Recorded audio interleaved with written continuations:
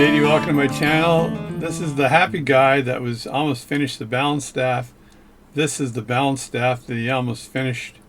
And this video is about how the almost finished balance staff is not finished and you got to make a new one, so the happy guy needs to go away. Not so happy now. So I added 4 dial washers to the base of this to raise it up a bit, and even with 4 dial washers I'm still way too close to the bridge here. So I took too much material off this bottom pivot when I shaped that pivot, and giving me no options here. So I'm going to have to cut a new balance staff. I hate to say it, but that's a fact. So. Hey, JD here, welcome to my channel, back from the cottage. You guessed it, another boring lecture for you, but I'm going to start off with another drawing.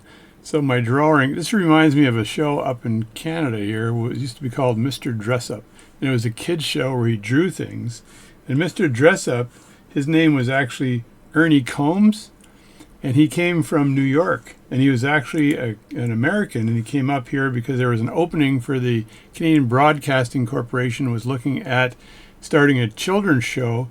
So Mr. Rogers, who is Fred Rogers, came up first and said, hey, he didn't want to do this. He had another show that he wanted to do in New York, I believe, in that area for public broadcasting, Mr. Rogers. And hey, Ernie, come on up and work in the Canadian show with me. So they worked together in the show for a little while. Then Mr. Rogers took off back to the U.S. and Mr. Dress Up stayed, and I watched this show as a kid, and he was making boats out of milk cartons, and he was drawing all kinds of stuff. He was a really good artist, exact opposite of me. I'm a shitty artist, but I'm going to draw my problem right now.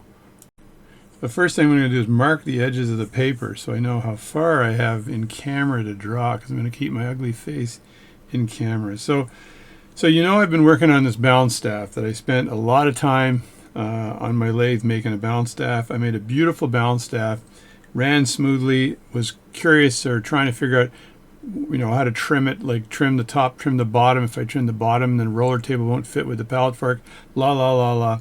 One thing I never thought of, and it screwed me. Okay, so here's the balance staff. I'm going to draw a balance staff. Let's just draw a balance staff. I'm going to draw it,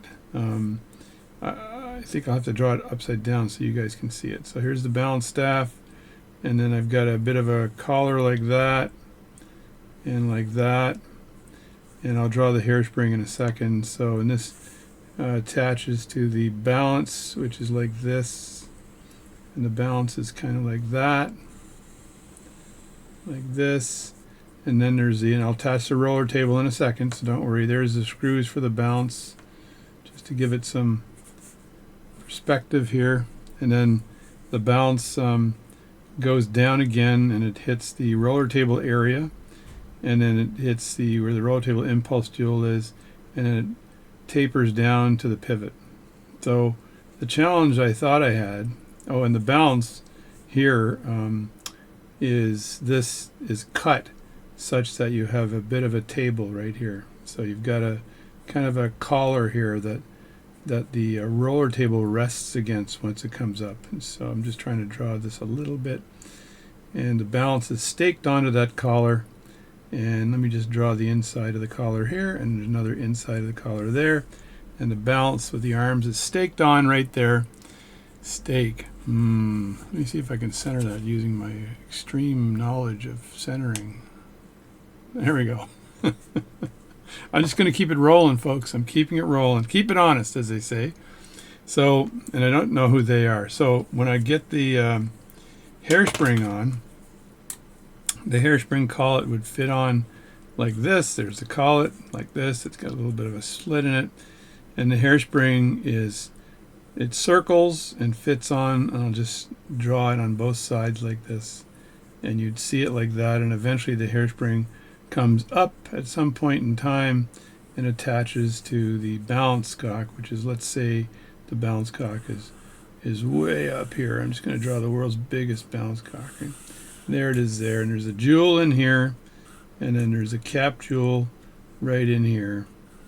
like that, and that's basically the upper balance. And of course the balance cock, and it's studded or attached way over here somehow, right, screwed down. So that's the upper. The lower has got the pallet fork. So let's just draw the roller table here for a second. So here is the roller table, and this thing was a double roller. So I've got a roller table like this, and in that roller table I've got a double roller. So the bottom part, it is attached to it like this, and the bottom part of the roller is like that, and it's got a bit of a groove right here where the pallet fork guard pin, aka dart, goes through that. And let's say this is the impulse jewel going down like that, and then you've got a merger of the impulse jewel with the mouth of the pallet fork. I'm just drawing it straight over. Let me use my little marker here. I think there's the pallet fork pivoting, and there's some jewels over here that are used to deal with the actual, I'm off the page here, eh? The jewels are dealing with the escapement wheel. The escapement wheel's on this side. So, and I've got a lower, I'm gonna draw the jewel here. So there's my jewel, my lower jewel like this, right? And then there's a cap jewel here, and the cap jewel would have a bit of side shake, like the very small. It touches it, but there's just a bit of end shake. I said side shake, I meant end shake. End shake, and this jewel is inside a plate like that, and there's a couple of screws that are holding down the jewel setting for the cap. And because there's a setting, this is not just sitting there open with nothing better to do. There is a setting here, and there's a setting here for the jewel as well, a couple of jewel settings. All right, so my problem, so this was all great and good and stuff, and I was wondering, this was running smooth. I needed to lower this just a bit, lower this a bit, because there was effectively a lean on it. So it was up here, which means one of the pivots was too long, and I was trying to figure out bottom or top, and my concern was without staking on the roller table, I really wouldn't know where the impulse jewel went into the pallet fork. So after doing all this, I figured, okay, it's probably the upper I need to remove. I'll stake this on and I'll measure it. And here's where the big bad error came in from my perspective, right? This is my fault. Now, if I had the original pallet fork, or not the original pallet fork, if I had the original balance staff, I wouldn't have had this issue, and I've never had it before, but I was guessing at the distance here, and I have a better way of measuring that. Thank you for all your input. So thanks, Mark, out there, who's given me great advice. Thanks for Sonny, who's given me great advice. Some other people out there that have really helped and said, hey, JD, you idiot, do this. You'll be able to measure it a lot better. So cutting the balance staff wasn't the hard part for me, even though it's micro. I can do that. The part that killed me was the measuring part. And when I cut this thing, at the end of the day, what happened was I didn't leave this part long enough right here. This part right here was not long enough, and the result was it was too low. So this here was too low, and because it was too low, there is a bridge that holds the friggin' pallet fork in, and the bridge was effectively touching the balance. So there's a big ass bridge, a BAB I'll call it, and it's screwed in with a couple of screws, and it's holding the pallet fork in place. So you've got the two pivots for the pallet fork and the big wide pallet fork, and it doesn't look like it's that wide, but it is. So it's a bit wider than what you're seeing there, and it's holding all that nonsense in place. Right over to, oh, look at this, shift the drawing, right over to where the escapement is over on this side here with interacting with the pallet fork. And because this was too low, I could not raise it up. There's no way I could raise up this whole jeweling, cap jewel setting thing to move the whole thing up. There's just no way of doing it. I actually, for this watch, had to drill an extra or a new hole in the plate to hold the setting, the setting I put in there down, because the old hole had a micro drill screw stuck in there. I just could not get out, so I had to drill another hole not exactly 180 degrees from it, but maybe 140 degrees, which was still good enough to hold the jewel in place. So all that's perfect. But what wasn't perfect was that this friggin' bridge, this was the a metal bridge that was in the watch to hold the pallet fork down, and this was too high. And there was no way. I tried everything to move that up. I tried all of my kung fu to say, okay, how could I move this up? Is it not down far enough? Can I take metal off of this bridge maybe, or do something like that? But this is not the right solution. Look at that. I'm bleeding. Keep an eye on where your pen is. So that's not the solution. Luckily, I didn't really stake the balance on at all. I did not stake on the roller table, or I did not push on the hairspring. So it's all good, but that was the measurements I needed. So I needed these measurements here. I needed to know the distance, the absolute distance from here to here, which I think I can now measure, right? I needed to know this distance here. I needed to actually know when the start of this table, where is that with relation to this? So I need to know this distance right in there. What is that distance? Right there. And the rest of it I probably could have cut. This is not as critical, but where the balance lays down, and where this bridge for the pallet fork is absolutely critical. So hopefully you're following all this crap. But I'll do the old football thing, okay? And then you take here, and then you go like that. He goes this way, and then he does that, and he gives a coat hanger to that guy. Then he runs it down like this, and bam, touchdown. Anyway, I'm pissed off because I have to do another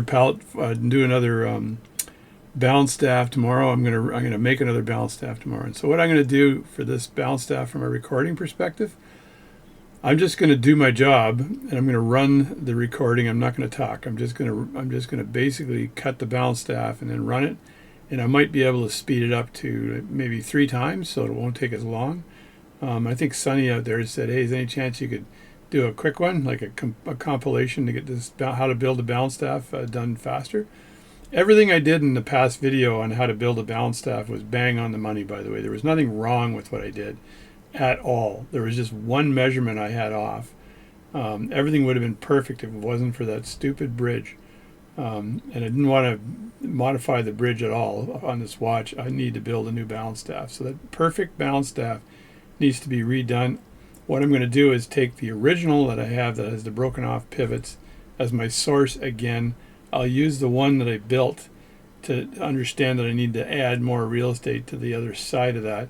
And I'll make sure it's long enough, and I'll see if I can maybe do that measurement beforehand and make sure I've got the right measurement before I commit to completing the pivots on the balance staff. So that's it. That's my talk for today. I'm back from the cottage. I'm going to be working on this for the next day and a half, 2 days. Hopefully I can get this thing done, built, dusted, and ready to go, and then off to the next project.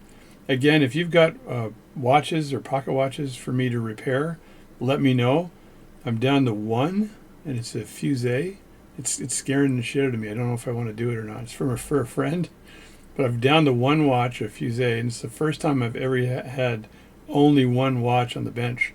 So all the other ones are done and dusted. I'm shipping 2 of them out today, and then they're good. So if you've got any work for me, send it up. Send me an email at jdwatchservice@gmail.com. I'll put the address up there in big bold letters, and we can talk if you've got something you need working again, or something you need running better or cleaned. So I'm JD anyway, JD Watch Service. Thanks for subscribing to my channel. And by the way, I had a crazy short video I put on there where my wife is in a paddle boat and she's holding a fishing lure, and I'm letting her reel out with the fishing lure, and she's going to drop it where all the fish are way the hell out there that I can't seem to cast to. So some people like Mark gave me some comments on that, and he said I should use a braided line, and he told me what type of braided line to use because it can cast farther. And then a bunch of people gave me some tips on braided lines that can cast farther. But the end result of this is when I got to the end of the line, my wife was not holding where I told her. I told her to hold a lip because it was a bait caster. Just hold the lip of that thing. And it's got a couple of treble hooks on it. And she held it up high instead of holding the lip. And when I rounded the line, the rod bent. It pulled it up. It got caught on the side of her thumb and ripped the side of her thumb, right where the fingernail is. And that's gotta hurt, eh? And then I heard her go, whoa, like this. And I tried to let go, but then she finally let go and threw it in. She's repaired now, so there's no problem. And but I didn't catch any fish. I caught some fish right after. I caught some really nice bass right after. So, but I made a video of that stupid move. And here's the video right now that I'm sure you'll be impressed by. Do when you can't cast far enough. You've got a very cooperative wife. Kind of a stupid thing to do. Holding the lure, and away you go.